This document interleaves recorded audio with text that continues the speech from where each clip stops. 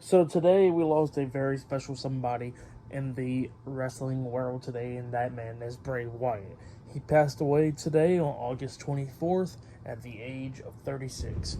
Now, it sucks that he passed away, and definitely is unexpected.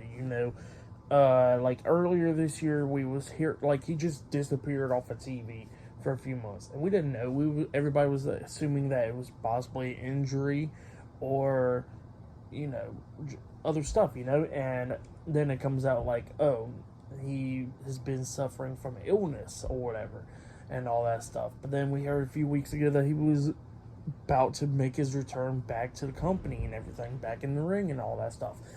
And then it has been reported today that he just sadly passes away this morning or whatever. And then we get more reports of the cause of death and everything. And apparently, what happened was earlier this year he got COVID, and when he got COVID, it kick started some heart issues or whatever. And then he just suffered a heart attack today. So yeah, Bray Wyatt passes away from a heart attack today, which it definitely sucks. So young, 36 years old, and he got some kids or whatever. It just sucks that now they're gonna be growing up and he's not gonna be around. It's just sad. But even though it's sad, you gotta think about the good times at least for the most part. And obviously, I don't know, the good times. And like let's go ahead and talk about it now. He made a lot of memories for everybody's childhood and all that stuff. Um, Actually coming into the company in 2009 and popped up on the main roster in 2010 and all that as Husky Harris. Not the best character or anything like that, and everybody knows about the Husky Harris character. But then eventually he goes back to FCW, and then he goes to NXT with the cult leader Bray Wyatt character, as everybody knows and loves. And yeah, then Bray Wyatt eventually makes his debut on TV and everything, feuding against Kane as his first feud, and then started feuding against a lot of other people like the Wyatt family, feuding with the Shield and all that stuff. So yeah, we got like a lot of great feuds. Him and Roman Reigns, him and John Cena, him and Dean Ambrose, and all that stuff. So yeah, we had like a bunch of great feuds and moments with Bray Wyatt. And then eventually, he wins some championships. He won the WWE Championship.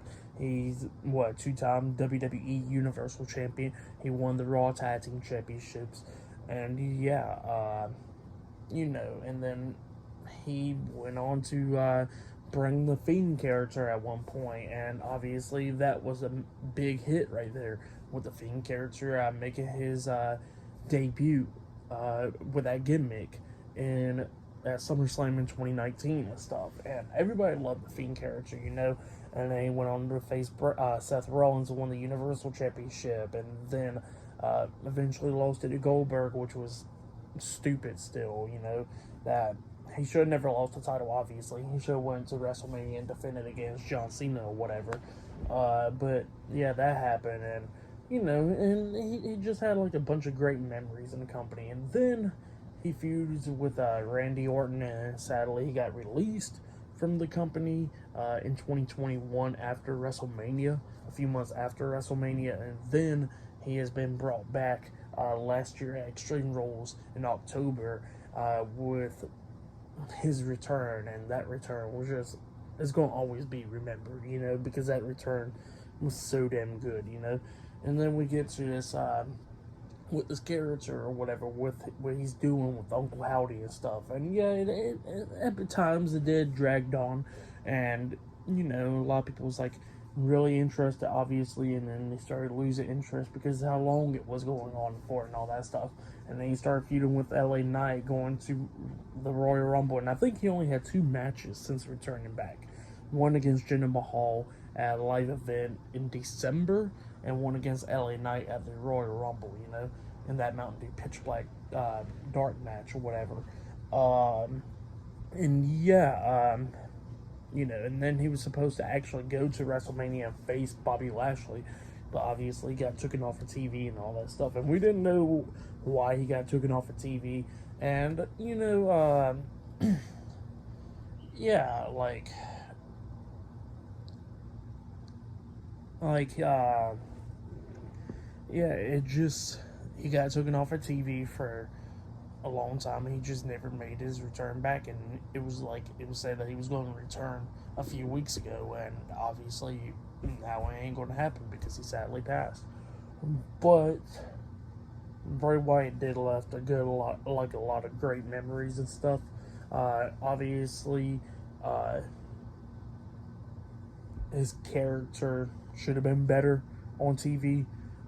Just WWE holding him back and everything, and obviously when he was gone from WWE for those months or whatever, it was said that he was actually writing scripts and stuff for like horror movies for Hollywood and stuff like that, which obviously Bray Wyatt would have freaking kicked ass in that. I'm not even gonna lie. Like, Bray Wyatt doing scripts for horror movies in Hollywood, I bet those would have been freaking fantastic. Those type of movies or whatever, So, yeah. That's what he was doing when he was gone from the company and everything. And, yeah, just great stuff.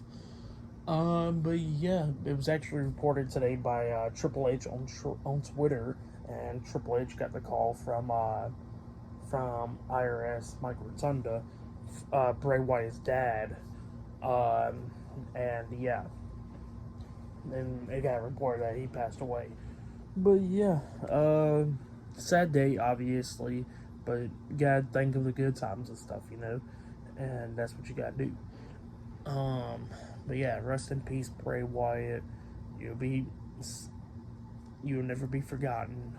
And yeah, see you guys later.